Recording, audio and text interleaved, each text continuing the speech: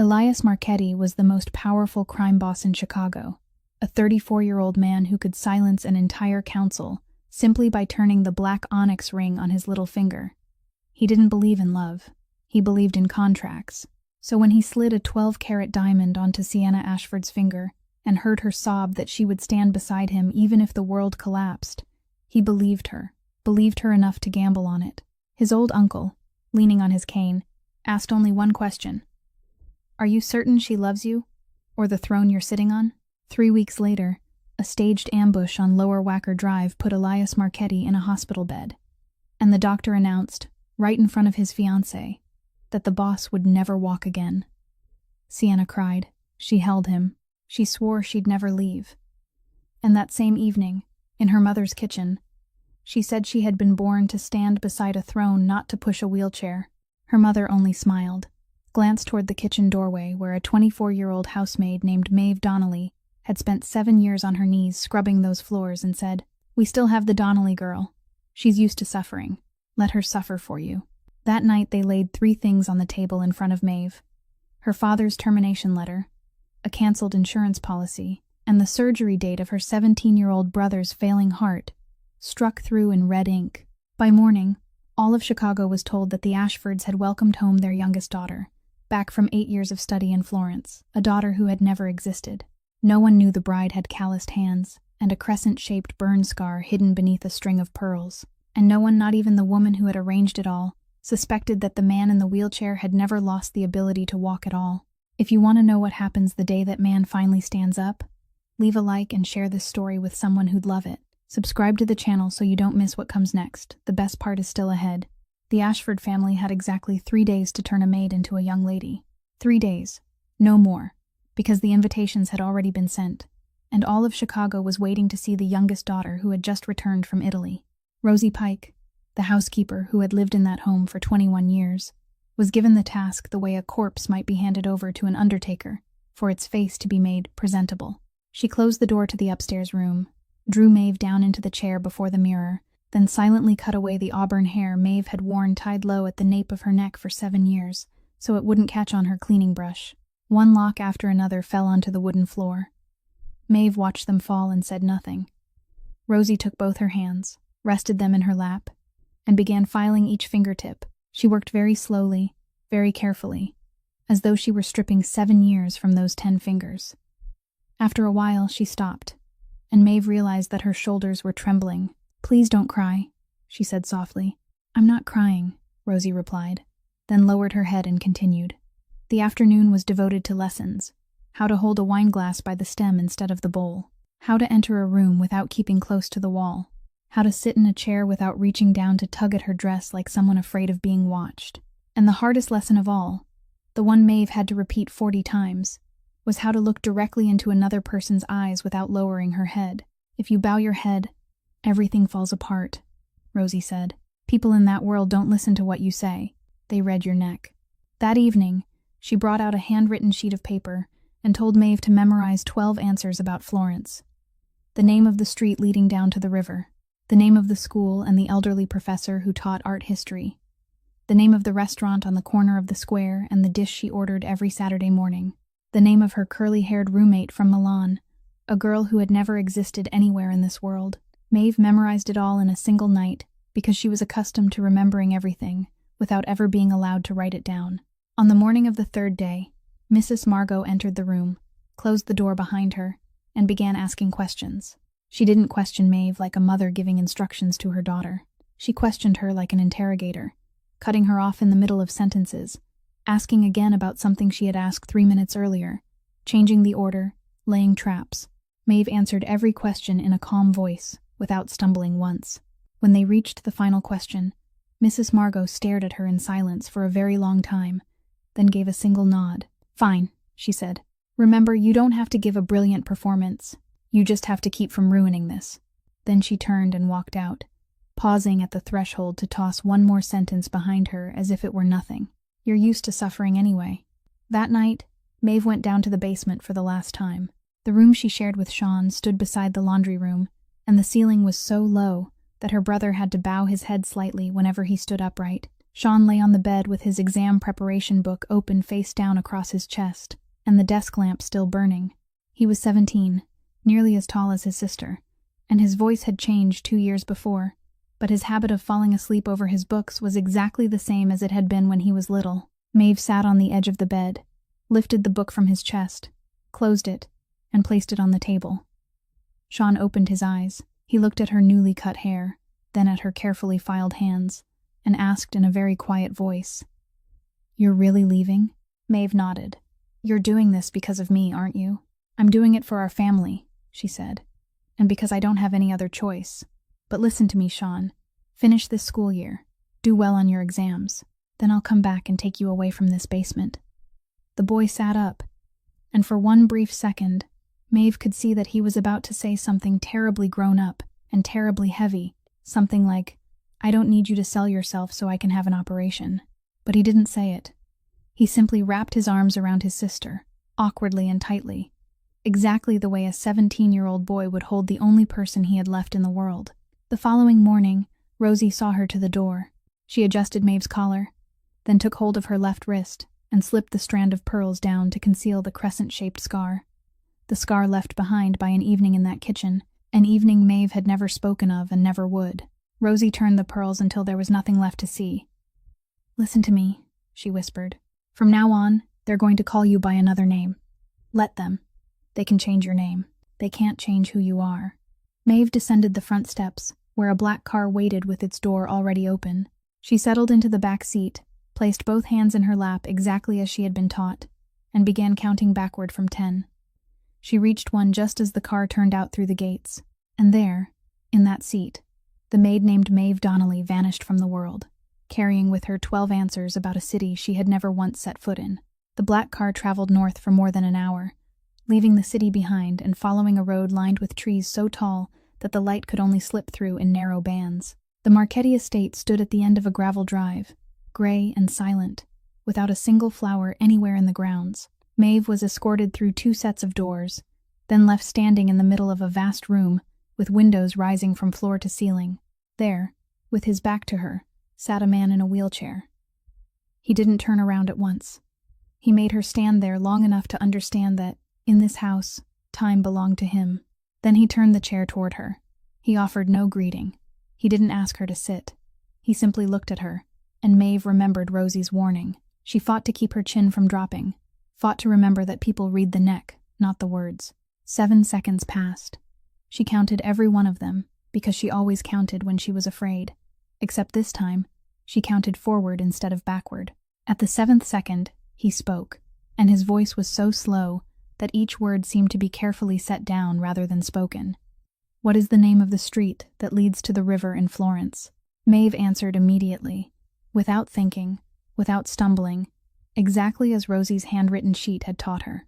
She gave him the name of the street, then added that it filled with art vendors in the afternoon, and that if one followed it to the end, one would come to an old bridge lined on both sides with tiny jewelry shops. She spoke with the calm assurance of someone who had lived there for 8 years. Inside her chest, her heart was pounding so violently that she thought he might hear it. The man in the wheelchair gave the faintest nod. "You answer very well," he said. Then his gaze lowered. "But your hands aren't the hands of someone who studied in Florence." Maeve didn't move. She felt as though all the blood in her body had drained away to some distant place, leaving behind a numbness that spread from her fingertips all the way to her shoulders.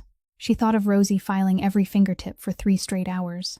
She thought of the dismissal notice, the paper terminating their insurance, and Sean's name on some list somewhere with a line drawn through it. She thought of everything collapsing in a single sentence, and of how no one in the Ashford house would ever step forward to bear the blame in her place.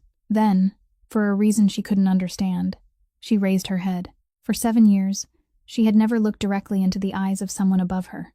For 7 years, she had looked at the floor, at the tray in her hands, at the front of her apron, but in that moment, she lifted her gaze and looked straight into the gray eyes of the man in the wheelchair. "And your eyes," she said, "aren't the eyes of a man who has given up." The room fell silent. In the hallway, Gio Ferraro stood waiting with a file in his hands, and he went perfectly still. In the 11 years he had served Elias Marchetti, Gio had watched grown men sweat through the backs of their shirts simply because the mob boss had looked at them for more than 3 seconds. He had never seen anyone answer him back. Gio took half a step away and waited for the sound of the onyx ring turning around Elias's little finger, that tiny sound whose meaning was known throughout Chicago. But no sound came. In Elias's mind, everything had been clear from the second. This woman wasn't Adeline Ashford. Her hands, though they had been carefully smoothed, still bore traces of chemicals beneath the nails, and there was still a narrow callus at the base of her index finger that 8 years spent sitting in lecture halls could never have made. He could tear the deception apart in 30 seconds, make a single phone call, and by noon the next day, the Ashford family would have nothing left to lose. But if he did that, he would lose the evidence. The young woman standing before him was the answer to his uncle's question. Sienna Ashford hadn't merely run away. She had sent someone else to take her place, and that substitute, whoever she truly was, stood before him with calloused hands and a flawless answer about a city she had never visited. Elias Marchetti decided to keep that evidence inside his house. He also realized something else, and it disturbed him even more than the deception itself. He didn't know who she was. He didn't know her real name or her history. He didn't know who had sent her here or how they had forced her into it. In 20 years, Elias had never allowed a stranger of unknown origin to cross this threshold. He moved his chair a little closer. "You'll stay in the last room at the end of the second-floor hallway," he said. "Dinner is at 7 o'clock. In this house, no one knocks on my door twice." Maeve lowered her head and murmured her assent out of habit, then caught herself and lifted her gaze again. After she had disappeared from sight, Gio entered the room, placed the file on the table, and quietly asked whether Elias wanted him to investigate the young woman's background. Elias stared for a long time at the gray courtyard beyond the windows. "No," he replied, "let me find out for myself." And for the first time in years, the most powerful mob boss in Chicago found himself curious about a human being instead of what that person was worth. The wedding took place on a Thursday afternoon in the grand drawing room of the Lake Forest estate, with exactly 12 people present. No music, no flowers, no photographer. People didn't throw a celebration for a contract. They merely signed it in front of the required number of witnesses. Salvatore Marchetti sat in the front row with both hands resting on his cane, silently watching the bride from the moment she entered until the moment she came to a stop, and no one could guess what he was thinking. Gio Ferraro stood by the door with his hands clasped behind his back. Charles Ashford sat in the second row wearing the expression of a man trying to convince himself that he had done nothing wrong. Sienna and Mrs. Margot stood side by side at the back of the room without sitting down, as though taking a seat would mean admitting they had played a part in this. Maeve wore a simple white dress she hadn't been allowed to choose, along with a pair of shoes whose toes she had been forced to stuff with paper so they would fit, and the strand of pearls around her left wrist had been turned into exactly the right position. She walked in from the doorway along the narrow aisle between the 2 rows of chairs, her head held high, just as she had practiced 40 times. As she passed the 2 Ashford women, Sienna leaned toward her, speaking so quietly that only one person could hear. "Congratulations," Sienna said. "Enjoy it. A whole lifetime of pushing a wheelchair." Maeve didn't turn her head. She simply kept walking, and during the next 3 steps, she counted backward from 10 inside her mind, though this time she had only reached 7 when she found herself standing before the groom. Behind her, Mrs. Margot lightly patted her daughter's arm and spoke in a voice as sweet as though she were praising the weather. "Don't feel guilty, darling. She's used to suffering." Sienna gave a soft laugh, then lifted her glass of water and took a sip. At the other end of the room, Elias Marchetti sat in his wheelchair wearing a charcoal 3-piece suit, and he had heard them. There was no possible way he could have heard from that distance, but he had seen Sienna's lips move, had seen Mrs. Margot pat her arm, and he didn't need sound to understand. The onyx ring on his little finger didn't turn. It merely remained still. The officiant read quickly, almost as though he wanted to get it over with, because no one in the room needed to be convinced that this was a marriage. When the time came to exchange vows, Elias spoke 4 words. Maeve spoke 4 words. No one applauded. Then a small table was wheeled forward with 2 sheets of paper and a pen. Elias signed first, his signature short and sharp, finished in 2 seconds. He pushed the paper toward her. Maeve took the pen. She looked at the name already printed above the line, Adeline Ashford, the name of a young woman who had never existed, and her hand paused for the space of a single heartbeat. In that instant, Elias asked softly, so softly that none of the other 10 people could hear.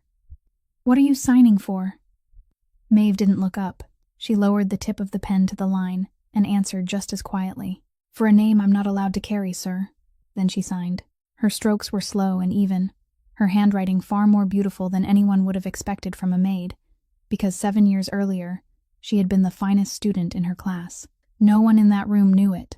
Elias looked at the paper, then at her, and stored her answer somewhere inside his mind, in the compartment where he kept things he had no use for yet, but knew with certainty that he would one day need. The ceremony ended at 4:20. The Ashford family left first. Mrs.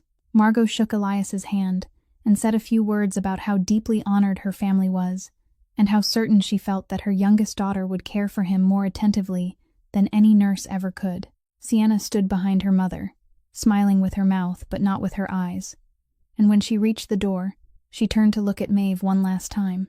It was the look of someone who had thrown away an unwanted object and was pleased that another person had agreed to carry it away for her. Salvatore was the last to leave. Leaning on his cane, he walked past his nephew, stopped, and said exactly one sentence. "I asked you one question about that woman. Now I have another question about this one." Then he walked away without waiting for an answer. That evening, it rained. Maeve stood in the second-floor hallway, still wearing the white dress, still holding the shoes stuffed with paper. Elias wheeled himself out of the elevator, stopped 2 steps away from her, and pointed toward the last door at the end of the hallway.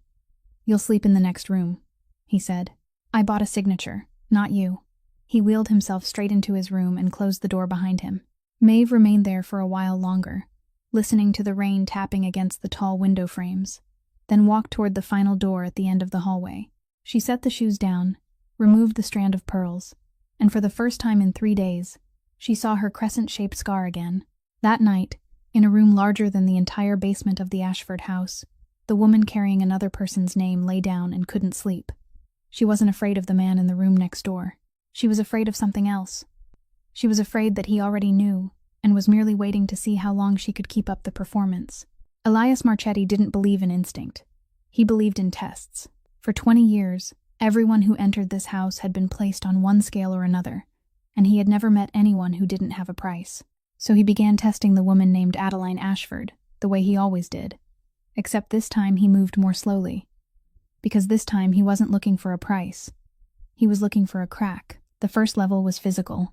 On Tuesday morning of that week, he told her to go out to the back porch to receive a package, then had the porch door locked and told no one.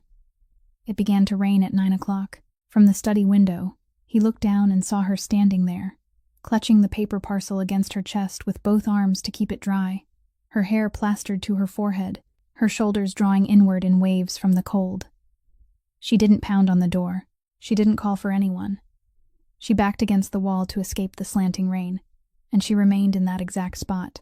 2 hours later, when Gio discovered her and opened the door, she stepped inside, placed the package on the table, apologized for letting water drip onto the floor, then went to fetch a cloth and wiped it clean. Elias sat in his study, listening to the sound of the cloth moving across the wooden floor, and wrote a line inside his mind. She can endure the cold, and she doesn't complain. The second level was mental, and this one was far more difficult, because cold only made a person tremble, while contempt made them crack from within. That evening, when she carried in his dinner tray, he reached out and swept it onto the carpet. The plate shattered, soup spread across the rug, and a shard of porcelain flew against the leg of the table. He didn't look at her. He merely said that he couldn't eat this. Maeve knelt, gathered every shard of porcelain, cleaned the mess, went back to the kitchen, prepared another serving, and carried it upstairs. He didn't touch that one either. Then he fell silent. For 3 straight days, he didn't speak a single word to her.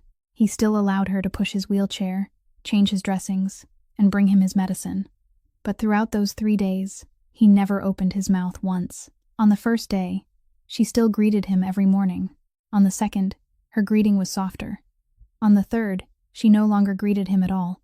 But she still did everything on time, and exactly as it should be done. And when she wheeled him into the garden, she still sat on the stone bench beside him for precisely half an hour, sharing his silence as though silence, too, were a task that no one should have to perform alone. On the third night, at 4:30 in the morning, Elias awoke to a faint sound at the far end of the hallway. He wheeled himself out and saw that the light in the laundry room was still burning. She was sitting on a low plastic stool with her hands submerged in a basin, washing the used bandages by hand because the part-time housekeeper hadn't arrived yet. He stood outside the doorway and watched, without going in. The following morning, Gio brought him a cup of coffee and let slip a sentence he hadn't intended to say. "Boss, I've worked for you for 11 years. I've met every kind of person there is. I've never met anyone who doesn't want something." Elias stared out the window for a long time. "Everyone wants something," he replied. "We just haven't found her price yet." He set the third level before her on Sunday evening. He told her to bring dinner to the study, and when she placed the tray on his desk, she saw that 2 things had already been laid there. One was a thick stack of cash bound with a strap, so thick that no one needed to count it, to know it was enough for a person to begin life again in another city. Beside it lay a set of car keys. Elias sat behind the desk with both hands resting on the arms of his chair. "This is everything you can take from this house," he said. "No papers, no conditions, and no one will ask where you're going. The door is over there. No one will come after you." The room remained silent for a long time.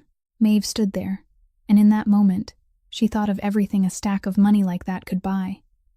She thought of a small apartment with a window. She thought of her father never having to beg anyone for anything again. She thought of a name on a hospital waiting list, and of how that list would change if she merely reached out her hand. Her fingers moved slightly. Then she lowered her hand. She didn't touch the money. She didn't touch the keys. She bent down, and Elias didn't understand what she was doing until he heard her knees touch the floor.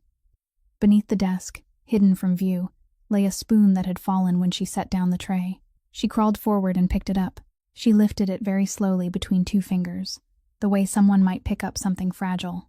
Then she rose, wiped the spoon against the front of her apron, wiped it once, then once more until it was perfectly clean, turned it beneath the light to make certain that no mark remained, and placed it beside the bowl of soup, straight and precisely where it belonged. She looked down at the soup. "The soup has gone cold," she said. "Let me warm it again." Then she carried the tray out, leaving the stack of money and the car keys untouched on the desk without looking back. Elias Marchetti sat alone in the study, staring at the door that had just closed. And for the first time in 20 years, he didn't know whether he had won or lost. He had tested her at 3 levels. Not one of them had revealed a crack, and what kept him awake that night wasn't the fact that she hadn't taken the money. It was the fact that while he had constructed an entire trap to measure her greed, the only thing she had bent down to pick up was a spoon. The blizzard swept down over the lakeshore on Wednesday night of the 3rd week, and by 9 o'clock, the entire Lake Forest area had lost power. The backup generator could support only the security system and part of the ground floor, so Gio brought the 2 of them down to the small sitting room with the fireplace, then went outside to stand watch with his men. Maeve built the fire. She did it quickly and neatly, with the practiced ease of someone who had built many fires in her life, not someone doing it for amusement. Then she pulled over a low chair and sat at precisely the distance from the wheelchair that a servant was expected to keep. Outside, the wind struck the windows in violent waves. Inside the room, there was only the crackling of the wood. They sat that way for nearly 20 minutes without either of them speaking, until Elias finally broke the silence, and the first words he spoke were the same ones he had carried in his mind for 3 weeks. "Who are you?" Maeve didn't startle. She kept her eyes on the fire and asked very softly, "You knew from the first day, didn't you?" "From the second," he replied. "Then why didn't you say anything?" "Because I wanted to see how long you could keep performing." She nodded slowly, as though that were the only reasonable answer. "Then I can't keep performing anymore." Elias didn't press her. He waited, and Maeve began to tell him, speaking with such composure that if someone had passed the doorway, they might have thought she was reading aloud from a grocery list. "My mother died when I was 16. She was ill for nearly 2 years. I left school during my final year to stay home with her because my father had to work. I planned to take the exams the following year, but the next year, my father suffered a stroke. It wasn't severe. He could still walk. He just couldn't grip a steering wheel properly with one hand anymore, and he was a driver. They let him go. Then my family was left with a hospital debt, and I had a younger brother." She paused, not to catch her breath, but to choose her words. "My brother's name is Sean. He's 17. He's taller than I am now. He's a better student than I was at his age, but he was born with a damaged heart. The doctor said it had to be repaired before he turned 18, or it would be much harder later. And you went to work to pay for it. I went into service, she said, refusing to soften the words. 7 years. They told me my wages were being deducted from my family's hospital debt. So for 7 years, I never carried a single cent out of that house. Elias was silent for a long time. Then they sent you here. They placed 3 sheets of paper on the table, she said. I signed them. That was all. Don't think there was anything noble about it. I signed because I was afraid. He watched her through the firelight, then asked the next question in the voice of a man accustomed to digging all the way to the bottom. Then what about the spoon? I put money in front of you, enough to take your entire family away from Chicago. You could have taken it and left in the middle of the night, and I told you no one would come after you. Why did you stay? Because of the contract, she replied. That's what you want to hear, isn't it? I want to hear the truth. A log cracked in the fire. Maeve lifted her head, and this time she looked directly into his eyes, not because Rosie had taught her to do it, but because she had nothing left to hide. Because I know what it feels like to be abandoned, sir, she said. For 7 years, I lived in a house where people reminded me every day that I was unwanted. I know what it feels like to stand outside a kitchen door and hear people discussing you as though they were discussing a sack of flour. I know what it feels like to be sick and have no one ask if you're all right, so I didn't stay because you paid me. I stayed because I know what it feels like to be abandoned, and I'd rather die than do that to another human being. When she finished, she looked back into the fire. She didn't cry. She sat perfectly straight, her calloused hands resting on her knees, and it was that posture that made Elias Marchetti feel something shift inside his chest, something he hadn't felt in a very long time and had no name for. Then he did something he hadn't done with anyone in 20 years. He told her, "My mother left this house when I was 9 years old," he said, "not in the middle of the night. She didn't sneak away. She left at 3 o'clock in the afternoon, with someone carrying her suitcases out to the car for her. I stood at the top of those stairs and watched. She looked up at me. She said she would call. She never did." Maeve said nothing. She merely turned slightly toward him. "My father told me it was the most expensive lesson a Marchetti man could ever learn for free," Elias continued. "Women stay while it benefits them. They leave when it doesn't. I'm 34 years old, and I've never seen anything that contradicted those words. I proposed to a woman. I ended up lying in a hospital bed, and within 3 days, she proved that my father had been right." "How many people did you learn that lesson from?" Maeve asked. He faltered. "1. "Then this is how I see it," she said, her voice still as calm as it had been when she spoke of her brother. "You drew your lesson from one person. I drew mine from 7 years in a house that made me believe everyone was like them. Neither of us has a large enough sample to reach a conclusion, sir." Then she stood, added another log to the fire, and sat down again. Outside, the storm continued to batter the windows. That night, for the first time in 20 years, Elias Marchetti slept for more than 4 hours. And when he awoke, the first thing he thought about wasn't the harbor or the council. It was a very simple question, one he had never needed to ask before. What was the real name of the woman sleeping in the last room at the end of the hallway? The power returned the following morning, and with it came Gio Ferraro, who walked into the study at 9 o'clock with a brown envelope tucked beneath his arm and the expression of a man about to ruin a peaceful morning. He placed the envelope on the desk without saying a word, then stepped back. Elias opened it. Inside were several photographs with dates and times printed in the corners, along with a typed sheet listing times, locations, and the number of meetings. The man's name was Blake Corrigan, 31 years old, a luxury real estate broker, the son of a wealthy but undistinguished family, the kind of man who made a life out of standing beside people more important than himself. Elias didn't need to read the other name. He looked through everything, one photograph at a time, slowly, without skipping a single one. Gio waited, calculating in his head whom he would have to call that evening if the mob boss turned the onyx ring on his finger. But Elias didn't turn the ring. He straightened the photographs, slipped them back into the envelope, folded down the flap, and pushed it across the desk. "Enter it in the ledger," he said, "under losses." Gio blinked. "You aren't going to do anything, boss?" "What can be done about something already lost?" Elias replied. "A man doesn't demand back money he's already spent. He simply writes it down so he won't spend it again." He lifted his coffee and looked out the window. where the courtyard lay buried in white after the blizzard. And in one corner, Maeve was clearing snow from the path with a shovel longer than she was tall. Gio followed his gaze, then looked back at the envelope before leaving in silence. At 3 o'clock that afternoon, a visitor arrived. No one had announced her. A white car pulled up before the front steps, and Sienna Ashford stepped out carrying a large bouquet of lilies, dressed in a short fur coat, with teardrop diamond earrings swaying with every step. She entered the sitting room as though it belonged to her, set the flowers on the table, bent down to kiss Elias on the forehead, and began to talk. She said she had missed him, that she had been occupied with a death on her mother's side of the family over the past few weeks, and therefore hadn't been able to visit, and that his color looked much better. She asked whether he was sleeping well, whether he was eating properly, and whether Dr. Kessler had said anything new. Then, as naturally as though the questions were merely woven between two expressions of concern, she asked who had been overseeing the harbor lately, whether Uncle Salvatore had taken over any contracts in Elias's place, and whether it was true that the bank had requested some transfer of authority. Elias answered every question briefly and with sufficient courtesy, but not one of his answers gave her what she wanted. While they were speaking, Maeve brought in the tea. She set the cup on the table and stepped back, following the habit drilled into her over 7 years, and Sienna turned to look at her. That gaze traveled from Maeve's hair to her sweater, then down to her hands, before stopping at her left wrist, where the strand of pearls still rested in precisely the right position. Sienna smiled. "Seeing you like this makes me miss home," she said, her voice light and teasing. "It truly does. You've always looked more at home in an apron." Maeve lowered her head.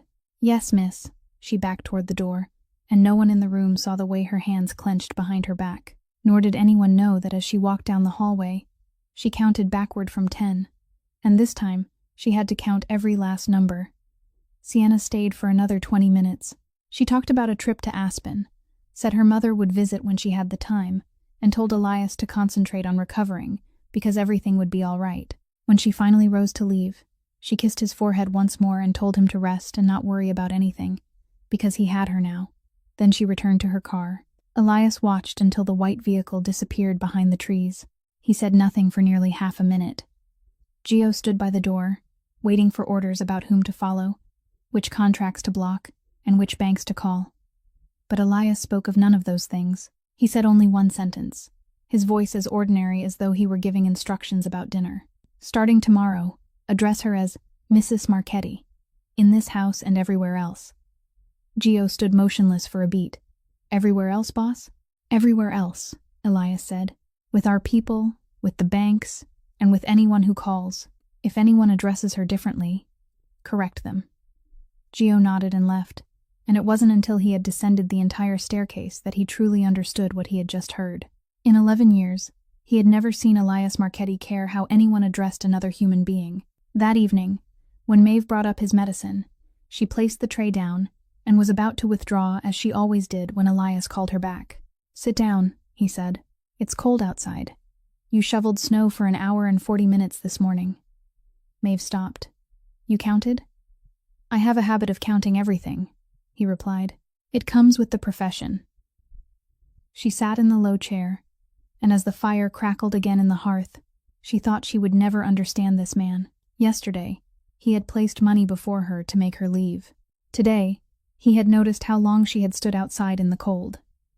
Elias, meanwhile, was thinking about the brown envelope lying in his desk drawer, and about something he hadn't told Gio. In his ledger, another line had just been added under losses, but on a different page, one he had never opened before, a name had just been written down, and he still didn't know what to call it. The call came at 10:40 on Friday morning, while Maeve was wiping down the frame of the large window in the sitting room. The number on the screen belonged to the hospital, and before she answered, she already knew it wasn't a call bearing good news, because hospitals never called in the middle of the morning to deliver good news. The woman on the other end spoke very politely and very quickly, like someone who had to repeat the same words 10 times every day. She said that the surgery scheduled for Sean Donnelly had been postponed indefinitely because of a payment issue. She said that the guarantor had submitted written notice withdrawing its commitment at the beginning of the week.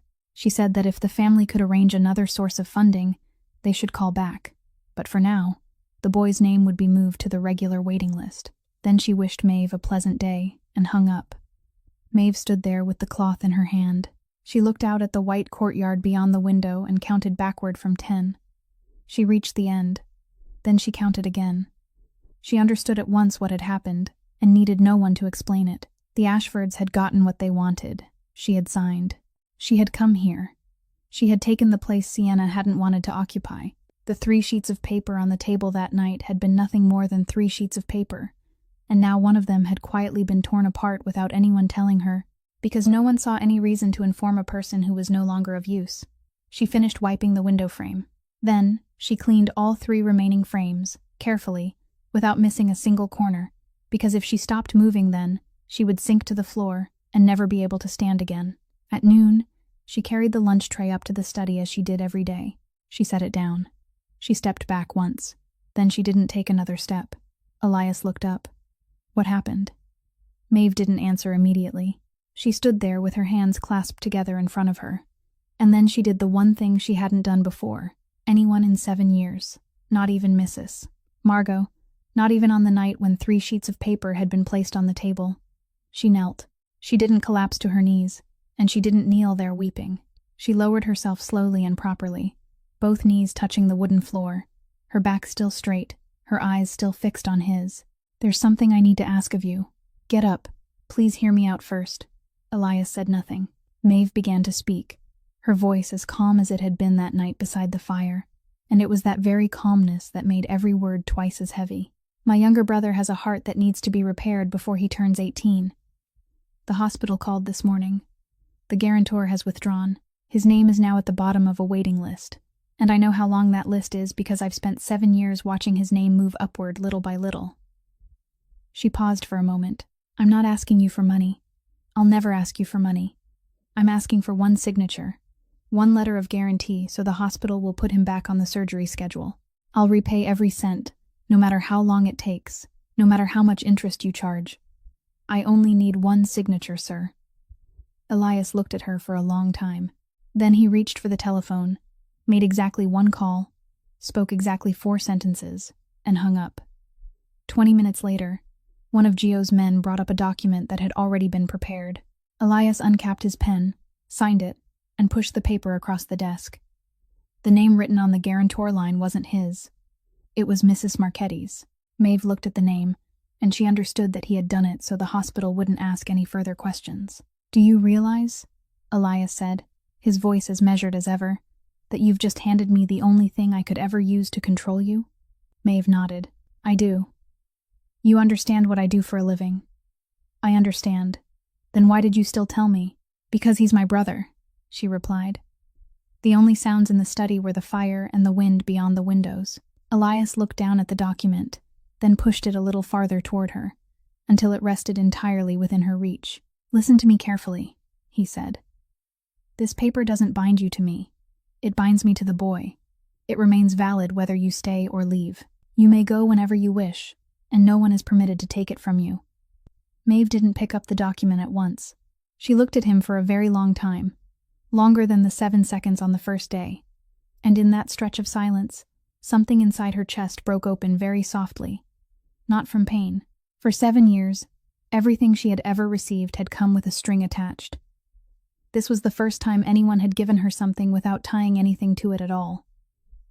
Then she rose. She picked up the paper, folded it in half, and slipped it into her pocket. She looked down at the lunch tray on the desk. The soup has gone cold, she said. Let me warm it again. She carried the tray back to the kitchen. Elias remained alone in the study, and he realized that he had deliberately severed the only string that could have kept that woman in his house, and that if she left that night, he would have no reason to stop her. 15 minutes later, the study door opened. She carried the tray inside, set it down, and steam was still rising from the bowl of soup.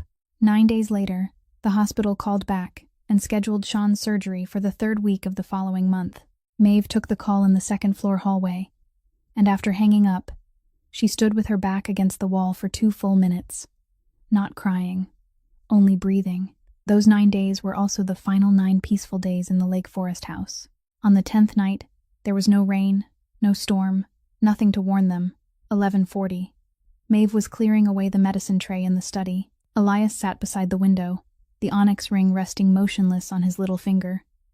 Then the lights went out. It wasn't the kind of power outage that had come during the blizzard, when the entire neighborhood had gone dark and the generator had started after a few seconds. This time, only this house went dark. The generator didn't start. Elias said one word. "Don't move." Downstairs, glass shattered. Not once. Twice. Less than half a second apart. From opposite sides of the house. That was what made Elias understand immediately that this wasn't a burglary. Burglars didn't enter by two different routes at the same time. Gio shouted near the staircase. Footsteps pounded across the floor. A door slammed and was bolted from the outside, followed by the sound of Gio striking that door with tremendous force and calling Elias's name. Someone had planned this. Someone had trapped him downstairs. In the darkness, Maeve heard footsteps climbing the stairs. Two people. They weren't hurrying. They didn't speak. She set the medicine tray on the floor very gently, and she moved. She didn't run toward the back door. She didn't hide behind a chair. She took 3 steps forward and placed herself in front of the wheelchair, her back to Elias, her arms hanging at her sides, her body perfectly straight. Elias spoke quietly behind her. "Move." She didn't. The study door opened. 2 silhouettes. A dry, sharp crack. Her shoulder dropped. She staggered half a step, one hand clutching the arm of the wheelchair, and the left side of her gray sweater began to darken. And in that precise moment, something inside that house changed forever. Elias Marchetti stood up. He rose from the wheelchair he had occupied for 3 months. He stood straight, taller than both of the figures before him, and stepped forward. One of them managed to turn his head. There was the sound of a blow, a desk being shoved, glass falling, then a short cry that abruptly went silent. The second figure retreated toward the door. He wasn't fast enough. The door. Someone breathing, then silence. It all lasted 9 seconds. Downstairs, the bolted door burst open, and Gio came charging up with 3 more men.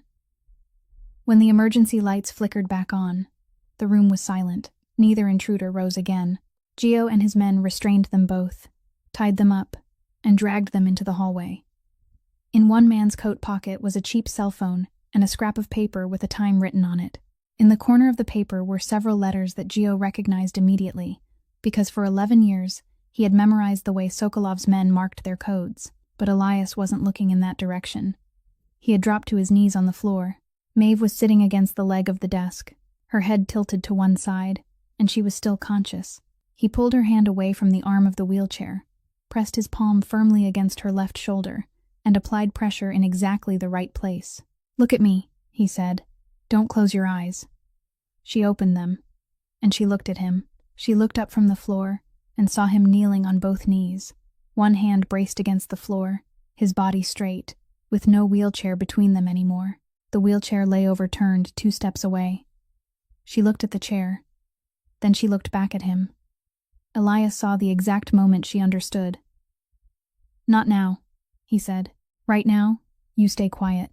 He removed his jacket, folded it, and pressed it against her shoulder. He told Gio to bring the car to the front steps, told someone to wake Kessler, and recited the name of the hospital and the room number. He did all of it in the voice of a man reading from a list. Only Gio, standing closest to him, heard the mob boss's voice falter almost imperceptibly at the end of the 3rd sentence. Then Elias slid one arm beneath her knees and the other behind her back, and lifted her into his arms. He carried her through the hallway, all the way down the grand staircase, past the 2 strangers who lay bound face down on the floor, through the front door, and he never once slowed his pace. His men moved aside to clear a path. No one dared speak. 11 years, 20 years, an entire lifetime, and no one in this organization had ever seen Elias Marchetti run for anything. In the back seat, Maeve's head rested against his shoulder. She was slipping away, and she knew it, and she tried to hold on to one final thought before she disappeared completely. It wasn't about her shoulder. It wasn't about Sean. It was about the wheelchair lying overturned on the study floor, and the 3 months she had spent pushing it through every hallway, up every ramp, and along every path in the garden, and what every one of those steps now meant. She opened her eyes one more time. "You!" Her voice was barely audible. Elias bent closer. "You were never paralyzed?" And before he could answer, she could no longer hear him. Maeve woke the following afternoon in a white room on the hospital's highest floor. the kind of room she had spent 7 years walking past but had never once occupied. Her left shoulder had been immobilized, her arm bound tightly against her body, and the first sensation to return wasn't pain, but the smell of antiseptic, a smell she had known too well since the days when her mother was still in the hospital. Gio Ferraro sat in the chair beside the door. He had been sitting there for 14 hours. Her first question came out in a hoarse whisper. "Where's your boss? He just stepped outside to make a call." She was silent for a moment. Then she asked her second question. "Tell me." Gio looked toward the door. He had prepared 3 different ways to avoid this question. Then he looked back at the shoulder sealed beneath those bandages, looked at the woman who had stood between his boss's wheelchair and the darkness, and abandoned all 3. He told her. He told her about Mr. Salvatore and the question he had asked in the study, about Dr. Kessler being summoned, about the ambush on Lower Wacker, staged from beginning to end, with shattered glass calculated, explosions calculated, and a stretcher carried into the hospital in front of the cameras, about the announcement that the mob boss would never walk again, about 3 months in a wheelchair, and about the reason behind all of it, contained in a single name: Sienna Ashford. He wanted to know whether she truly loved him, Gio said. That was all. Maeve stared up at the ceiling. She asked no more questions, because she could put the rest together herself, and she did so very quickly. Sienna had failed.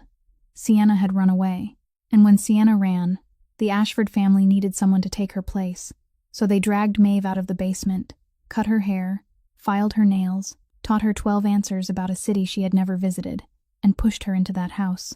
And the man inside that house had known she was an imposter from the second, and he had kept her there not because of who she was, but because she was evidence. She was an exhibit. She was the thing he had kept in his home to prove that his fiancée had been so determined to escape that she had sent someone else in her place. For 3 months, every time Maeve pushed that wheelchair down a hallway, she had been pushing a perfectly healthy man. Every time she woke at 4:30 in the morning to wash his bandages, she had been washing something that never needed to be washed. And that night, beside the fire, the night she told him what she hadn't told anyone in 7 years, the night she spoke of her mother, her father, and the younger brother whose heart needed to be repaired, the man sitting across from her had been measuring her for a test she hadn't known she was taking, measuring her against a woman she had never been allowed to compare herself with, and no one had ever asked whether she wished to be compared at all. The door opened. Elias walked in. He stood straight on 2 strong legs, and it was the first time she had ever seen him standing in daylight. Gio quietly left the room. Elias approached the bed. He looked at her bandaged shoulder for a long time, and when he finally spoke, his voice was slower than usual. "I want to speak to you about what Maeve interrupted him. She didn't raise her voice. She simply lifted the hand she could still move, removed the wedding ring from her ring finger, and placed it on the table beside the bed. The sound of metal touching wood was very small in that white room. "You wanted to know who truly loved you," she said, "but you never asked whether any of them were allowed to choose." Elias stood motionless. "She was given a choice," Maeve continued, still speaking with the composure that had carried her through 7 years. "She was allowed to look at you lying there and decide for herself whether to leave or stay. You may be angry with her. You have that right. But 3 sheets of paper were placed in front of me, and I signed them. I wasn't given a choice even once in any of this. Even that night beside the fire, when I told you things I'd never told anyone, I was answering a question I didn't know I was being asked." She paused. "You don't owe me an apology, sir. You signed the guarantee for my brother, and you said that paper didn't bind me to you. You said I could leave whenever I wanted. I believe you." Then she pulled back the blanket and sat up. Elias didn't stop her. He could have. He could have ordered the 2 men standing outside the room to intervene, called the doctor, or said one word about the letter of guarantee, and she would have had to sit back down. In 34 years, no one had ever walked out of a room before he gave them permission. But for the first time in his life, Elias Marchetti didn't know what right he had over the person standing before him. She passed him and reached the door, where she stopped for exactly 1 second. "Eat your dinner on time," she said. "Don't let it get cold." Then she left. The door closed. Elias sat down in the chair Gio had just vacated, alone in the white room with nothing but the smell of antiseptic and a wedding ring resting on the table. He raised his hand and began turning the onyx ring on his little finger, the gesture all of Chicago knew meant someone was about to pay a price. He turned it for a very long time, but this time, in the mind of the most powerful mob boss in the city, there wasn't a single name on which to place his fury. 3 weeks passed. In those 3 weeks, Elias Marchetti worked more than he had in the entire previous year, and his men began to grow accustomed to seeing their boss walk into a meeting room on his own 2 feet. On Wednesday afternoon of the 3rd week, he stepped out of his car in front of Marchetti Tower at 4:20, crossed the lobby, and failed to notice the woman standing at the coffee counter on the other side. Tessa Van Doren noticed him. She stood frozen with her coffee in her hand, watching until the elevator doors closed behind him. Then she abandoned the cup on the counter, ran out to her car, and called Sienna 3 times in a row on the way. She burst into the Ashford house while Sienna was sitting in the living room with a glass of wine in one hand and an open magazine across her lap. "You need to sit down," Tessa said, struggling to catch her breath. "I am sitting. I just saw Elias." "So what?" "He was walking." Sienna laughed. "Tessa, have you been drinking?" "I was less than 10 yards away from him," Tessa said. "No cane, no wheelchair, no one supporting him. He walked across that lobby as if nothing had ever happened. He even bent down and picked up someone's dropped phone." The wineglass slipped from Sienna's hand. It shattered on the stone floor, red wine spilling across the rug, and she neither bent down to pick it up nor called anyone to clean it, because in those 2 seconds, the whole of the past 3 months rearranged itself inside her mind and took on an entirely different shape. The accident hadn't been real. Dr. Kessler's diagnosis hadn't been real. The night she sat crying in the hospital corridor, the afternoon she held Elias's hand and swore she would stay, the evening she stood in her own kitchen and said she had been born to stand beside a throne, not push a wheelchair. All of it had been witnessed, recorded, and counted. It had been a test, and she had failed. She hadn't failed by a narrow margin. She had failed by the 3rd day. Sienna went to Lake Forest that very evening. She didn't call ahead, and she didn't wait for anyone to open the door. She walked straight into the living room, where Elias stood beside the window with a file in his hand. He didn't turn around immediately. He left her standing there, just as he had once left another woman standing, and by the time he finally turned, she had already begun to cry. This time, her tears were real.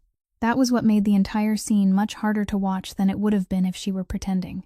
She sank to her knees in the middle of the living room, both hands gripping the edge of a chair, and what came out of her were the broken sentences of a woman who had just lost something she had believed belonged to her. She said she had been afraid. She said she was only 28 years old and hadn't known what to do when the doctor told her those words. She said her mother had pressured her, that Margot had been the one to tell her that her life would be ruined, that Margot had thought of everything, and that Sienna had merely obeyed. She said she still loved him, that she hadn't slept a single night in the past 3 months. And perhaps some of those words were true. That was the worst part. Elias listened to everything. He didn't interrupt her once. Then he placed the file on the table and spoke in a slow, even voice. The same voice he used when reading out a number. 3 months ago, I was lying in a hospital room, and I didn't expect you to stay and care for me. I knew you weren't capable of that. I don't blame you for being afraid either. He looked at her. I only needed you to ask one question. Just one question, Sienna. At any point during those 3 months, something as simple as, "Are you in pain?" or, "May I come see you tomorrow?" You didn't ask. You went looking for someone to take your place, and you assumed that because I was lying in a bed, I could no longer count. He picked up the file. You didn't lose because you were greedy, he said. You lost because you thought I was stupid.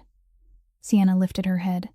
She looked at him, and in that moment, Elias saw the exact second when something inside the woman closed itself off. Tears still clung to her cheeks, but the eyes behind them had gone completely dry.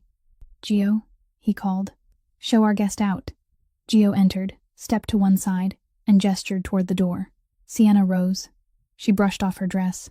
She wiped her face slowly with the back of her hand, and by the time she reached the threshold, she was an entirely different woman from the one who had been kneeling in the middle of the living room 2 minutes earlier. She turned back. Her voice was calm now, almost gentle.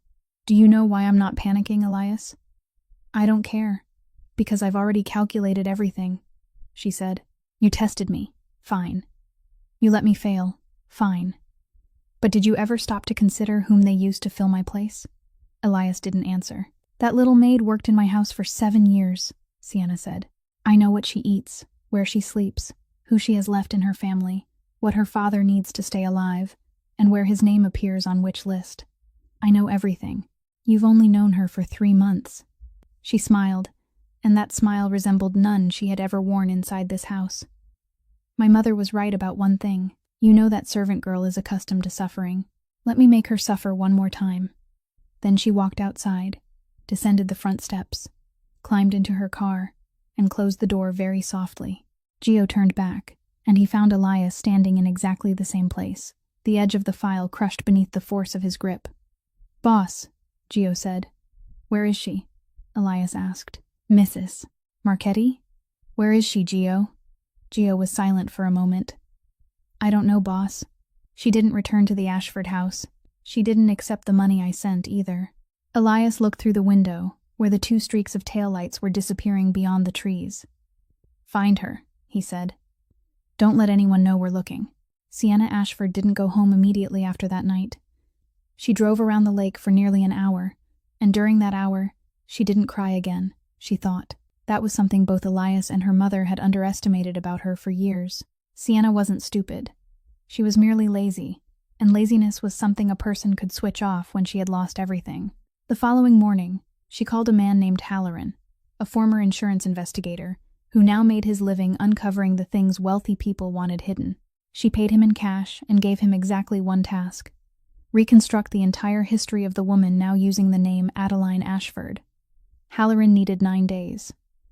The results fit inside a file 3 centimeters thick. There was no record of anyone named Adeline Ashford ever enrolling in school in Florence.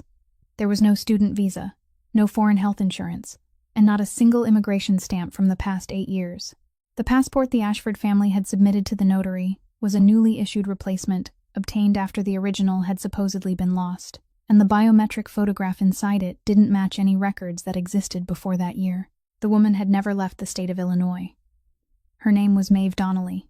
She was 24 years old, the daughter of Patrick Donnelly, who had served as the Ashford family's private driver from 2011 until he suffered a stroke. She had completed the 11th grade and left school at 16.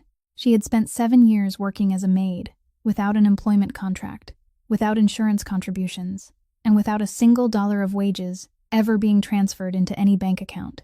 She had a 17-year-old younger brother named Sean Donnelly, who was on a surgical waiting list. Halloran tapped the file and said that this alone was enough to take the Ashford family to court for fraud involving a notarized engagement agreement.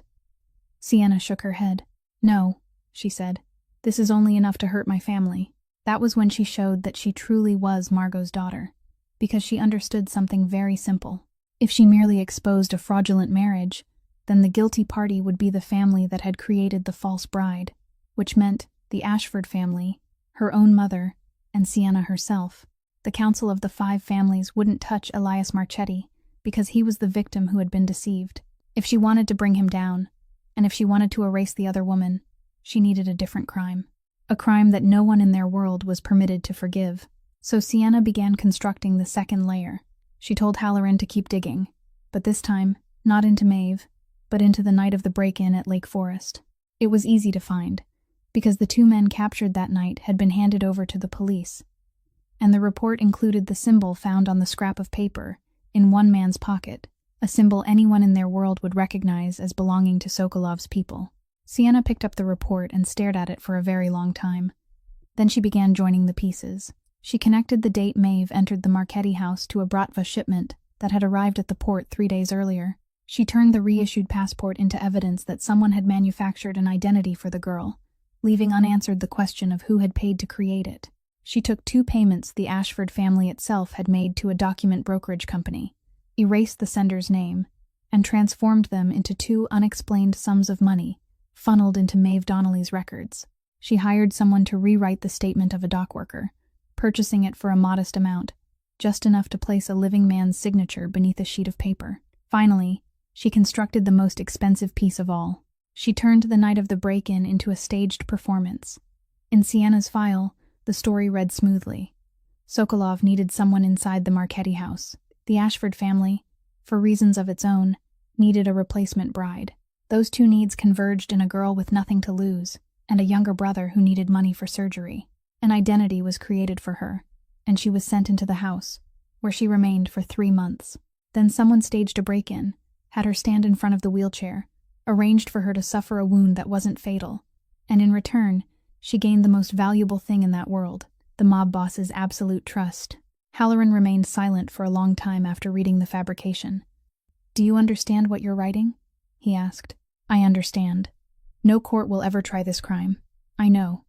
But Sienna added one final line, and that was the line that made it deadly. She wrote that Elias Marchetti had known the girl was an imposter from the very first day, that he had said so aloud in front of his chief bodyguard, and that he had still kept her in his house for 3 months. The accusation wasn't that the mob boss had been deceived. The accusation was that he had known, and that he had tolerated it. She sealed 3 copies. One went to the chairman of the Council of the 5 Families. One went to the 2 southern families that had long wanted the port divided again. The third she kept in the drawer of her dressing table. That night, after the courier had left, Margot entered her daughter's room and asked what she had just sent. Sienna was sitting before the mirror, removing the teardrop diamond earrings from her ears, one at a time. "Do you remember what you said to me in the kitchen?" she replied without turning around. "You told me to let that little girl suffer in my place. I'm only doing what you told me." The council summoned him on Tuesday morning to the basement of an old restaurant in the West Loop, where for 30 years people had settled matters that were never put on paper. The room was long, with only a row of lamps hanging low above the wooden table, and seated around it were 11 men, all of them old, the youngest still 15 years older than Elias. At the far end of the table stood an empty chair, set apart and not pushed close to the table like the others. Everyone in their world knew what that chair was for.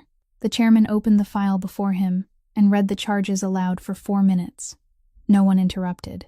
When he finished, he closed the file and said the council didn't care whom the Ashford family had deceived. What the Ashfords had done was a civil matter. The council cared about only one line. The woman was working for Sokolov, and Elias Marchetti had known she was an imposter from the first day, yet had kept her in his home for 3 months. Then he presented the choice, briefly, like a man reading 2 clauses from a contract. If Elias acknowledged the woman as his wife, the council would judge them both under the same case, and both names would be placed on the same list. If he declared that the marriage had never existed, then she would be nothing more than a servant exploited by the Ashford family, and the council didn't put servants on trial.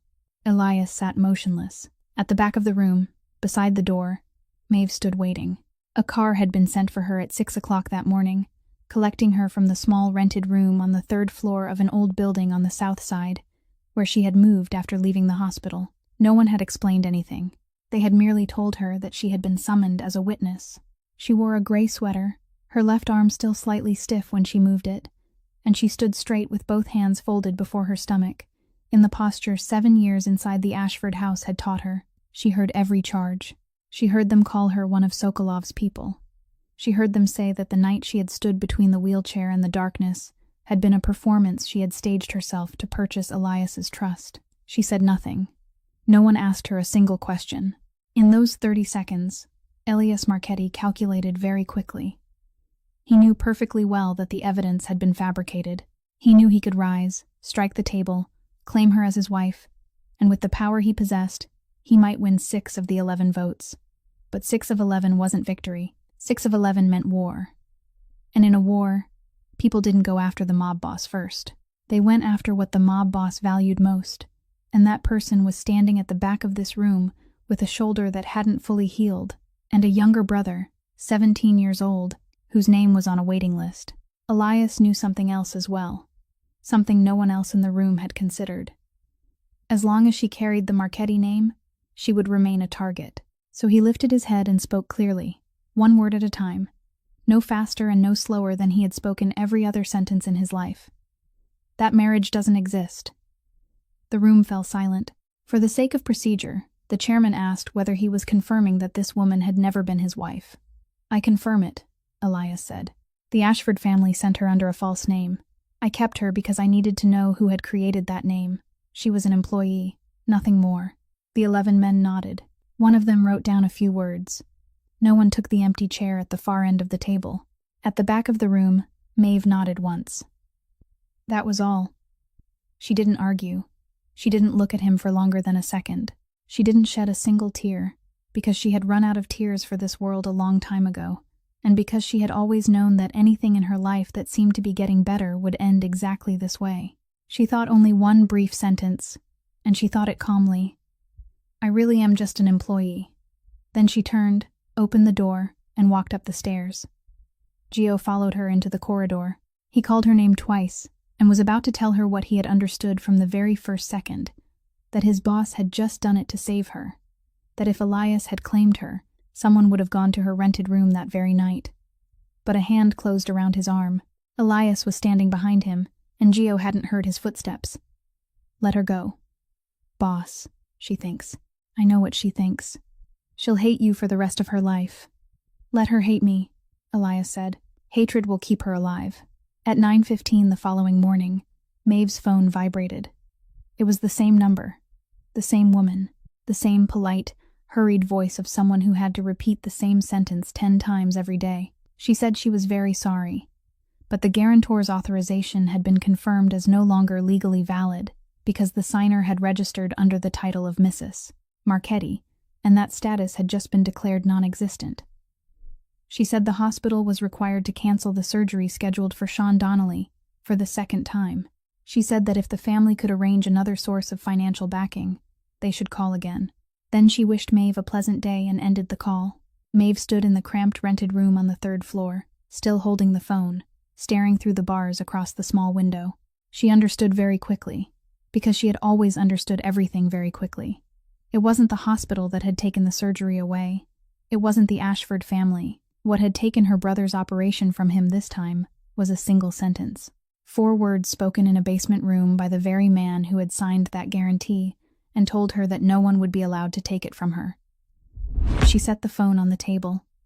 She counted backward from 10. This time, she reached 1, and nothing inside her had softened at all. Sienna Ashford didn't need the council to destroy a family. She needed only 3 phone calls, and she made all 3 in the same afternoon. The first was to the Human Resources Department of the freight company, where Patrick Donnelly had just secured a night warehouse position. The only kind of work a man of 58 with weakness in one arm could still do. 3 days later, he was summoned to the Human Resources office. They showed him an internal report from the Ashford household, dated 2 years earlier, stating that the driver, Patrick Donnelly, had been caught taking property from his employer's home and had been quietly dismissed because the family didn't wish to make a public matter of it. There was a signature. There was an official seal. He read the document 3 times, and he couldn't dispute a single word, because during those 7 years, he had signed many things without reading them carefully. They dismissed him that same day. Beginning the following week, no one in Chicago would hire him, because that report was now in his record, and no one wanted a man accused of stealing from a former employer. The second call was to an acquaintance in the hotel industry. Maeve applied for housekeeping positions at 3 different hotels. All 3 invited her to an interview. All 3 told her that her qualifications were excellent and that they would contact her within 2 days. None of them did. The 4th time, at a much smaller establishment, a young manager who seemed genuinely sorry spoke plainly to her outside the door. Someone called my boss. I don't know who it was, but don't apply anywhere else in this district. You'll only be wasting your time. For the 3rd call, Sienna didn't need to pick up the phone. Once the guarantee was declared invalid, Sean Donnelly's name automatically fell to the bottom of the waiting list at the public hospital, where waiting times were measured in years rather than months. Maeve took 3 shifts a day. From 9 o'clock at night until 3 o'clock in the morning, she cleaned offices for an accounting firm in the Loop. 11 floors with only 2 people doing the work. From 6 o'clock until 10 in the morning, she worked as a kitchen helper at a breakfast diner on the corner near the bus station, washing dishes and peeling potatoes. From 1 o'clock until 5 in the afternoon, she worked at a car wash, wiping windows and vacuuming seats. Between her 1st and 2nd shifts, she slept on a bench at the bus stop. Between her 2nd and 3rd, she slept in her rented room for exactly 2 hours, without taking off her shoes, because if she removed them, her feet would swell so badly that she couldn't put them back on. She grew thinner. Within 8 weeks, the gray sweater had become so loose that she had to roll the cuffs twice. One heel of her shoes wore down flat, and she repaired it herself with glue. She glued it 3 times. The 4th time it came apart, she bought another pair at a second-hand store for $4. She didn't borrow a single cent from anyone. She paid her rent on time. Every night, before stepping outside for her night shift, she stopped at the top of the dark staircase and counted backward from 10. Then she walked down. One afternoon, Gio Ferraro waited for her on the corner near the car wash, holding an envelope. He didn't say whom it came from. He only said it contained 3 months of her wages, her real wages, calculated at the rate paid to a full-time caregiver. Maeve stared at the envelope for a long time. Then she shook her head. "Go home, Gio. Take it. This money has nothing to do with anyone else." "You know it does," she said. "You also know I didn't accept payment for those 3 months. If I take it now, then those 3 months become hired work after all. And someone has already declared that on my behalf before a council." Gio remained there for another moment, then slipped the envelope back inside his coat and left. He never told anyone what had happened. At the beginning of the 9th week, Rosie Pike came looking for her. She waited outside the breakfast diner for more than an hour because she didn't know what time Maeve's shift ended. When Maeve stepped outside, the two women embraced on the sidewalk. The elderly housekeeper cried, but Maeve didn't. Margot had dismissed Rosie 3 weeks earlier, after 21 years of service, claiming that there were fewer people in the house now and no need for so many servants. Rosie took Maeve's hand, opened her purse, and pressed an old phone into her palm. It had a thick plastic casing, a small screen, and scratches worn into every corner. "I've kept this for 7 years, Rosie said, her voice very quiet despite the noise of the street. "Ever since the year I first saw how they treated you. I didn't know what I would ever do with it. I only thought that someday it might be needed. I recorded everything that happened in that house. Do you understand what I'm telling you? Everything. What you need is in the last file." Maeve held the phone. It was lighter than she had expected. "Listen to me," Rosie continued, tightening her grip around Maeve's hand. "Take it to that man. He's the only one who can do anything with it. Give it to him. Once he listens, this will all be over. Your father's name will be cleared, and Sean's surgery will be rescheduled." Maeve looked down at the phone in her hand. She thought of the long room beneath the restaurant, the empty chair set apart from the table, and the 4 words spoken with perfect clarity, no faster and no slower than any other sentence. That marriage doesn't exist. She had stood at the far end of that room, and no one had asked her a single question. "Thank you," she said. That night, when she returned to her rented room, she placed the old phone inside the desk drawer, beneath a stack of papers, and closed it. She didn't open the phone. It wasn't because she was afraid of what she would hear. It was because opening it would mean taking it to that man, standing before him, and asking one more time. And of all the things 7 years in the Ashford household had taken from her, there was exactly one thing they still hadn't managed to take. She intended to hold on to it a little longer. The file Sienna sent out had accomplished half of what it was meant to do. The council had stripped the woman of the Marchetti name. The Donnelly family had been slowly strangled, and now the entire family stood exactly 1 month's rent away from the edge of an abyss. But the other half had failed completely. Elias Marchetti had lost nothing. He still sat on the highest floor of the tower that bore his name. He still walked on his own 2 legs, and 3 weeks after the hearing, the 2 Southern families had quietly withdrawn their signatures of support because they had realized that standing with the Ashford family now offered them nothing. Sienna sat in her room for 3 nights and came to a deeply unpleasant realization. She no longer possessed any weapon that could reach him. There was only one person left in the city who did. She called Blake Corrigan. Blake didn't belong to that world, but he worked as a luxury real estate broker, and over the course of 10 years, he had sold houses to every kind of person, including those who paid in cash and didn't want their names appearing anywhere. He knew whom to call to arrange a meeting on the north side. He asked Sienna what the meeting was for. She said it was a small business matter. He looked at her a little too long, then nodded, because over the past 6 months, he had grown accustomed to nodding at the things she said. The meeting took place on Thursday evening in the back room of a Russian restaurant on Devon Avenue, where the tables were spaced far apart and the music was kept very low. Yuri Sokolov was 47 years old, thin, dressed in a gray turtleneck, and he looked nothing like a man whose name had to be spoken in whispers throughout Chicago. He finished his bowl of soup before asking his first question. "You're Ashford's daughter?" "Yes. Your father did business with Marchetti's people for 20 years. My father is my father's concern." Sokolov nodded, seemingly satisfied with the answer. Sienna placed a thin file on the table. Inside was Elias Marchetti's travel schedule for the next 6 weeks.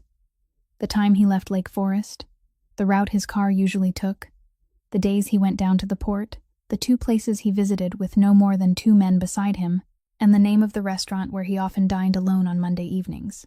She possessed that information because, during the 3 months she had spent as his fiancée, she had moved through that house as though it were her own, and because her memory was far better than people believed. Sokolov turned the pages with 2 fingers, reading slowly without changing his expression. "What do you want?" "Only one thing," Sienna said. "There's a woman. Her name is Maeve Donnelly. She used to work as a maid in my house." "I know that name," Sokolov said. "The file you sent to their council mentioned my people. Very creative." Sienna didn't respond. "What do you want from her?" "I want her erased from this city," Sienna said. Sokolov set the file down. He wiped his mouth with his napkin, folded it into 4 neat sections, and placed it carefully beside his plate. Then he looked at her, and there was nothing frightening in his gaze. There was only the calm of a man who had witnessed this scene too many times and already knew how it would end. "Do you know what I've learned in 30 years of doing this?" he said. "The most dangerous person isn't the greedy one. A greedy person has a price, and anything with a price can be bought. The dangerous person is the one who comes to me because she's been abandoned." He tapped one finger lightly against the file. "You're giving me the movements of the man you intended to marry. You're giving them to me in exchange for hurting a maid. Do you hear what that sounds like?" Sienna didn't answer. "You've just sold the man you love," Sokolov said, "to take revenge on the woman who doesn't love you. And now you'll lose them both." He stood, picked up the file, and left through the back door. There was no handshake. There was no promise. But they both knew the agreement had been made. Blake was waiting outside beneath the awning, while a light rain fell. He asked if she was all right, then asked one more question. He wanted to know who the man inside had been. Sienna answered neither question. She walked straight to her car, settled behind the wheel, and before closing the door, she looked at him through the window, which was lowered halfway. "Thank you. Don't call me again." Then she drove away. Blake Corrigan remained beneath the awning of the Russian restaurant on Devon Avenue, his hands buried in his coat pockets, watching the 2 red taillights blur and fade into the rain. Over the past 6 months, he had taken her to see houses, canceled 2 business trips, and arranged a meeting he still didn't fully understand. 3 minutes later, his phone vibrated. One message, exactly 3 words. "Don't text again." He read it twice. Then he slipped a hand inside his coat and touched the small recorder he had switched on before entering the back room, something he had carried throughout his 10 years in the business because, in his profession, people often denied the things they had said. He stood beneath the rain for a long while. Then he turned off the recorder, returned it to his inside pocket, and walked toward the end of the street. On the 3rd night of the following week, Maeve finished her shift at 3:15 in the morning. She walked out through the side door of the diner and crossed the parking lot behind it, where there were only 4 lights, and 2 of them had been broken since the previous winter. She headed toward the night bus stop at the far end of the lot. She was about 20 steps away when a dark van backed across her path and blocked the way. The door opened. No one said a word. She managed to count to 8. Her canvas bag fell onto the pavement, and it remained there until morning, when the diner's dishwasher found it and didn't know what to do with it.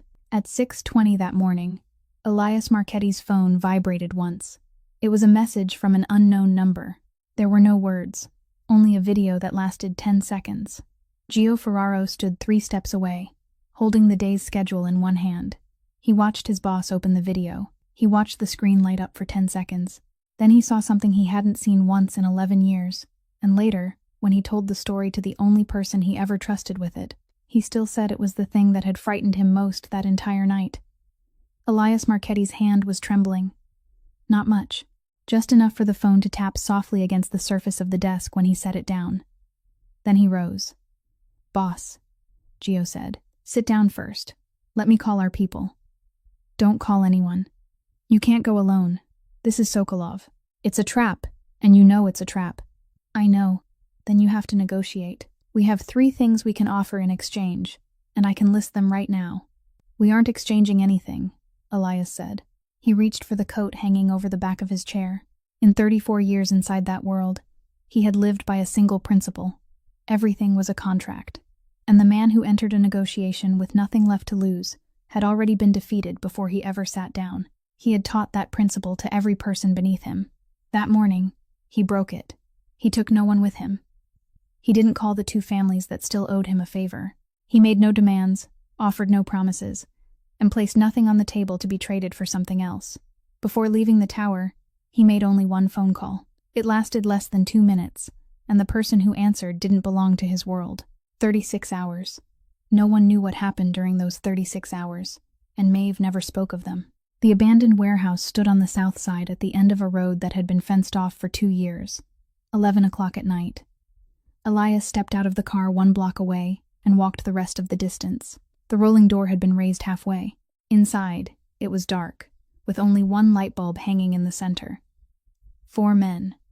No one spoke during the first 10 seconds. Then Sokolov stepped out of the darkness, his hands still tucked into the pockets of his turtleneck sweater, and said that he hadn't expected Marchetti to come alone. "What do you want?" Elias asked. "The port." "No." "Then why are you here?" "To tell you something," Elias replied. He reached inside his coat. The other 3 men moved at once. Elias pulled out a thin envelope and tossed it onto the concrete floor. It slid to a stop at Sokolov's feet. 11 years, he said. The port, the ship manifests, names, dates, times, container numbers. I've kept everything from the first day you set foot in this city. The original left my possession at 6:30 this morning. Sokolov bent down and picked up the envelope. A sound came from beyond the rolling door. It wasn't the sound of Marchetti's men. It was the sound of engines. Many vehicles. Headlights swept across the warehouse, and someone outside began speaking through a loudspeaker. The 3 men in the shadows ran for the rear exit, but they didn't get far. Sokolov didn't run. He remained exactly where he was, the envelope still in his hand, and when the agents entered and restrained him, he looked up at Elias only once. "You handed me over to the federal authorities," he said. "You know your name is in those records too." "Yes," Elias replied. Then he walked past him and went deeper into the warehouse, and he heard nothing more. Maeve was in a small room at the back, sitting on the concrete floor with her back against the wall. Elias knelt before her. He removed his coat, wrapped it around her shoulders, and drew the 2 sides together across her chest. He did each of those things very slowly, like a man afraid he might break something. Then he lowered himself closer and spoke so quietly that no one but Maeve could hear him. "I'm sorry I left you to be strong all by yourself." Maeve said nothing. She didn't nod or shake her head. She didn't open her mouth. She only looked at him with dry eyes, the gaze of someone who had endured 36 hours in which no one had come, and now someone had. Elias held out his hand to help her stand. She allowed her hand to rest in his. She didn't close her fingers around it, but she didn't pull away either. Maeve returned to her rented room on the 3rd floor the following afternoon. She refused to let Gio's men take her to the hospital, and she also refused the apartment he said had already been prepared for her. She asked only to be taken back to her own place, and no one dared argue. She slept for 14 hours straight, the longest she had slept in 4 months. When she woke, night had already fallen, and the first thing she did was sit on the edge of the bed and stare for a long time at the desk drawer in the corner of the room. For 4 months, she hadn't opened it, because she believed that opening it would mean having to beg one more time. Now she understood that she had been wrong from the beginning. That phone wasn't something she had to use to beg. It was the only thing in this world that belonged to her and couldn't be taken away. She pulled open the drawer, took out the phone, plugged it in, and waited. The small screen lit up after 4 minutes.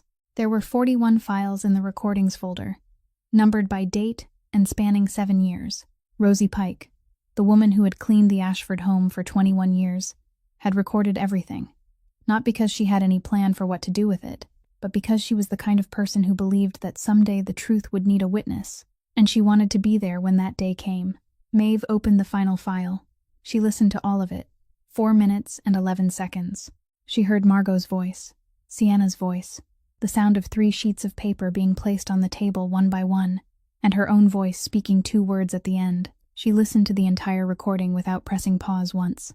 Then she set the phone down, went to the sink, washed her face with cold water, and stood there looking into the mirror for a while. The woman in the mirror was thinner than she remembered. Her hair had grown longer, and there was no longer a string of pearls concealing her left wrist. The following morning, She called Gio Ferraro. She didn't call Elias. She said exactly one sentence to Gio. "Arrange for me to speak before your counsel." Gio was silent for 4 seconds before asking if she was certain. "I stood at the far end of that room once, and no one asked me a single question," she replied. "This time, I'm walking in through the front door." The council reconvened the following Monday in the same long room, beneath the same row of low-hanging lights, with the same empty chair set apart from the table at the far end. But this time, there were 3 things that hadn't been there before. The first was the old plastic-cased phone placed in the center of the wooden table. The recording was played through the speakers, and for 4 minutes and 11 seconds, not one of those 11 old men moved. One man removed his glasses and wiped them. Another lowered his eyes to the table. Near the end, when the young woman's voice spoke 2 words of agreement in the voice of someone who had just been weighed against the price of 3 human lives, the chairman reached out and turned off the speaker before the file had completely finished. He didn't explain why. The second was Blake Corrigan. He was brought in at 10 o'clock, wearing an expensive suit and looking like a man who hadn't slept in several nights. He placed on the table the small recorder he had carried throughout his 10 years in the business, then told them everything: who had asked him to arrange the meeting on Devon Avenue, who had sat across from whom that night, and what the woman had placed on the table. The recording played for 6 minutes. At the 4th minute, everyone in the room clearly heard Sienna Ashford make her demand, and they heard Yuri Sokolov speak his prophecy. Someone at the far end of the table drew a sharp breath through his teeth. When Blake was asked why he had waited until now to bring the recording forward, he remained silent for a moment, then said that he had believed he meant something to that person, and that it had taken only 3 words for him to understand that he didn't. The third thing, and the one no one had expected, was Charles Ashford. He came alone, without a lawyer or anyone accompanying him, carrying an old leather briefcase. He was 62 years old, and had done business with Marchetti's people for 20 years, and this was the first time in his life he had stood in that room without someone in front of him to shield him. He placed on the table the original records from the document brokerage company, 2 transfer orders bearing the full name of the sender, Ashford Group, and his own sworn statement. He said that his wife and daughter had invented a daughter who didn't exist and deceived both families. He said that the woman who had stood at the far end of the room that day had been coerced, not complicit, and that she had signed because 3 things had been placed before her that anyone in her position would have signed for. Then he spoke the most important sentence of all, the sentence he repeated twice, so the council would enter it into the record. There was no connection of any kind between Maeve and Sokolov. There never had been. That entire portion of the file submitted to the council had been fabricated by his daughter. Someone asked why he was doing this, when he knew perfectly well that it would destroy his family. Charles Ashford looked down at his 2 hands resting on the table. "That girl cleaned my house for 7 years, he said. "I walked past her every morning. I never once asked her name." The council remained silent for a long time. Then the chairman rose, walked to the far end of the table, and with his own hands, pushed the empty chair back into its place at the table. Elias Marchetti didn't send anyone to the Ashford house. Not one of his men set foot on those front steps. Not one threatening phone call was made, and not one window was broken. He did something else, and it was far worse. On Tuesday morning, he withdrew every dollar of capital the Marchetti family had used to support Ashford Group for 20 years. He did it all in a single morning, following every procedure, honoring every clause in the contracts, leaving no one with grounds to sue. By noon, 3 major Ashford Group projects under construction had lost their union guarantees, and every worksite fell silent. That afternoon, he had his people purchase the company's debts from 2 small banks at above face value, and both banks sold immediately because they had sensed trouble coming weeks earlier. That night, he called every remaining creditor. 11 calls in all, each lasting less than 2 minutes, and he didn't threaten a single one of them. He merely told them what he intended to do the next day. By Thursday morning, 48 hours later, Ashford Group had vanished from the map of Chicago. The house was foreclosed on that same day. People began removing everything at 10 o'clock in the morning. The paintings, the rugs, the velvet upholstered furniture, even the piano Sienna hadn't touched since she was 15 years old. By 3 o'clock that afternoon, the living room held nothing but the stone floor, a single chair no one had bothered to take, and pale rectangles on the walls where paintings had hung for 20 years. Maeve arrived at 4 o'clock. She came alone. There was no car to bring her, and no one accompanying her. She took the number 43 bus, walked the rest of the way, and passed through the gate she had been permitted to enter only through the servants' entrance for the past 7 years. She wore her old gray sweater. Her left wrist was bare. Sienna was kneeling in the middle of the empty living room. She wasn't kneeling to beg anyone, because there was no one left in the house to beg. She was kneeling because she had collapsed onto the floor at noon and hadn't stood up since. Her platinum hair was tangled, her feet were bare, and the 2 teardrop diamond earrings resting in her palm were the last things that hadn't been taken because no one had managed to find the receipt for them. She looked up when she heard footsteps. "Did you come here to watch?" Sienna said. Maeve stopped 3 steps away. She didn't sit down, didn't bend toward her, and didn't offer her hand. She simply stood there with her back straight, and when she spoke, her voice was as calm as it had been that night beside the fireplace, except for one difference. This time, there wasn't even the slightest trace of submission in it. "I spent 7 years in this house," she said. "You walked past me every day. You never once remembered my name. It wasn't until you needed someone to take your place that you remembered I existed." Sienna gave a dry laugh. "So what? Do you want me to apologize?" "No," Maeve replied. "I came to return a sentence to you." She looked directly into the eyes of the woman kneeling on the floor. "You once told me I was used to suffering. You were right. But what I'm used to is enduring, not bowing my head. You never learned how to do either one." Sienna opened her mouth to speak. Not a single word came out, because she understood immediately, and with perfect clarity, that those were the very words her mother had spoken in the kitchen that night. The words she herself had repeated at the wedding, and the words she had repeated once more on the threshold of the Marchetti house, with every intention of causing pain. 4 months, 3 times, 3 mouths, and now they had returned to her intact, and the person speaking them wasn't the one on her knees. Maeve said nothing more. She turned and walked away. At that exact moment, Margot stepped into the room from the hallway, still holding the notebook and pen she had clutched for the past 2 days, while trying to calculate what, if anything, could still be saved. She saw Maeve. She couldn't speak. Maeve walked past her, and when she reached the door, she paused for exactly half a second. "Goodbye, ma'am," she said.